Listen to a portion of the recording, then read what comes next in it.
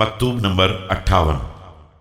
تمام شہروں کے باشندوں کے نام جس میں صفین کی حقیقت کا اظہار کیا گیا ہے۔ بسم اللہ الرحمن الرحیم۔ وكان بدء أمرنا أن التقينا والقوم من أهل الشام والظاهر أن ربنا واحد ونبينا واحد ودعوتنا في الإسلام واحدة ولا نستزيدهم في الإيمان بالله والتصديق برسوله۔ ہمارے معاملے کی ابتدا یہ ہے کہ ہم شام کے لشکر کے ساتھ ایک میدان میں جمع ہوئے جب بظاہر دونوں کا خدا ایک تھا، رسول ایک تھا، پیغام ایک تھا، نہ ہم اپنے ایمان و تصدیق میں اضافے کے طلبگار تھے ولا يستزيدوننا والأمر واحد إلا ما اختلفنا فيه من دم عثمان ونحن منه براء فقلنا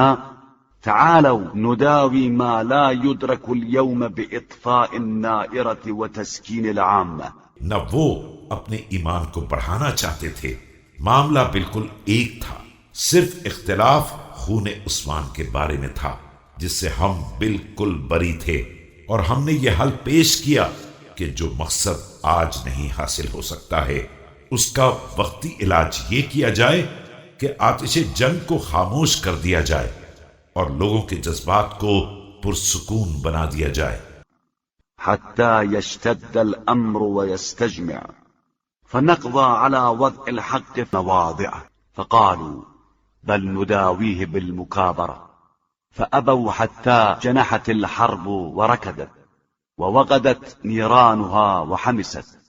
فلما درستنا وإياهم۔ اس کے بعد جب حکومت کو استحکام ہو جائے گا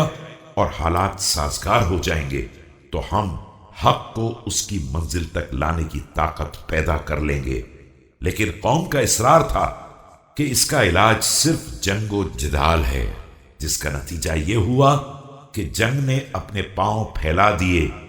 اور جم کر کھڑی ہو گئی، شعلے بھڑک اٹھے اور ٹھہر گئے، اور قوم نے دیکھا کہ جنگ نے دونوں کو دانت کاٹنا شروع کر دیا ہے۔ ووضعت مخالبها فينا وفيهم أجابوا عند ذلك إلى الذي دعوناهم إليه فأجبناهم إلى ما دعوا وسارعناهم إلى ما طلبوا حتى استبانت عليهم الحجة۔ اور فریقین میں اپنے پنجے گاڑ دیے ہیں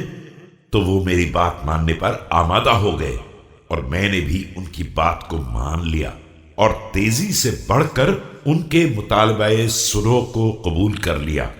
وانقطعت منهم المعذرة فمن تم على ذلك منهم فهو الذي أنقذه الله من الهلكة فمن لج وتمادى فهو الراكس الذي يران الله على قلبه وصارت دائرة السوء على رأسه۔ یہاں تک کہ ان پر حجت واضح ہو گئی اور ہر طرح کا عذر ختم ہو گیا۔ اب اس کے بعد کوئی اس حق پر قائم رہ گیا تو گویا اپنے نفس کو ہلاکت سے نکال لیا، ورنہ اسی گمراہی میں پڑا رہ گیا تو ایسا عہد شکن ہوگا جس کے دل پر اللہ نے مہر لگا دی ہے اور زمانے کے حوادث اس کے سر پر منڈلا رہے ہیں۔